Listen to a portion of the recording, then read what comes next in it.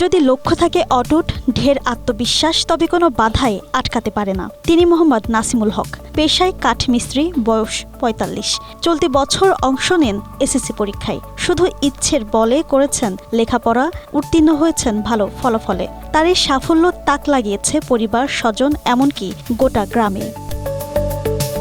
নাসিমুল হক কাঠমিস্ত্রি হওয়ার পাশাপাশি উপজেলা ফার্নিচার শ্রমিক ইউনিয়নের সাধারণ সম্পাদক। এই মানুষটিকে নিয়ে বলতে গেলে ফিরে যেতে হবে সেই ২ যুগ আগে।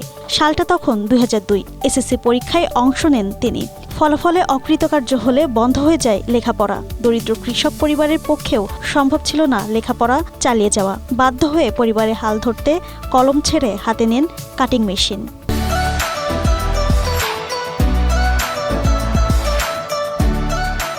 কিন্তু আমার মনের একটা আশা আকাঙ্ক্ষা ছিল যে আমি কিছু করব, আমি লেখাপড়া করব, কিন্তু অভাবের কারণে করতে পারিনি। আল্লাহ যদি নিয়ে যায় আমি ইন্টারও করবো ইনশাল্লাহ, এরকম আমার আশা আছে।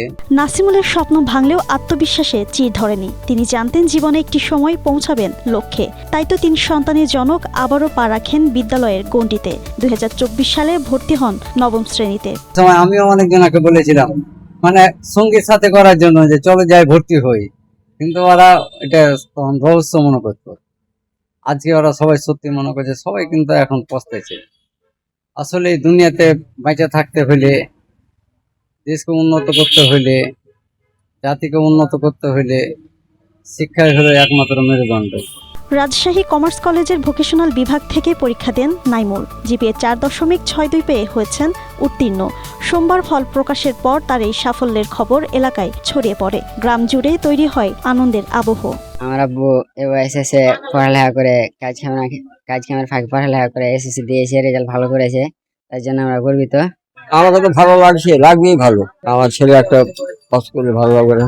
গ্রামীণ অঞ্চলে মধ্যবয়সে বই খাতা হাতে বিদ্যালয়ে ফেরা সহজ নয়। এর জন্য প্রয়োজন মানসিক শক্তি, প্রবল ইচ্ছা আর বয়সের ছোটদের সঙ্গে খাপ খাইয়ে নেওয়ার মানসিকতা। ৭-৫ না ভেবে লক্ষ্যে এগিয়ে যাওয়ার সাহস দেখিয়ে নাইমুল হক তাই প্রশংসার দাবিদার। তার এই সাহসিকতাই তাকে অন্যদের চেয়ে করেছে আলাদা। Desk report, Asia post.